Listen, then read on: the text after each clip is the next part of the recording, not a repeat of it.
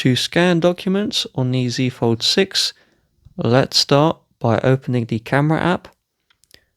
Make sure we are in photo mode and using the rear camera system, and then we will go to our settings.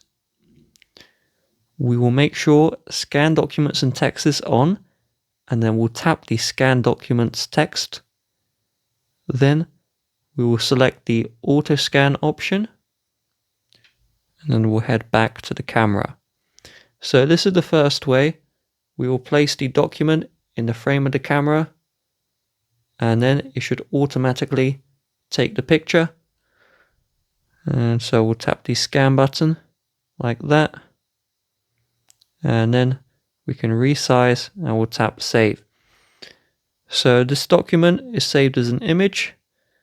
The alternative way is we open up the Google Drive app, and then we tap the new button, and then the scan button. We will allow any permissions, and so we do the same idea.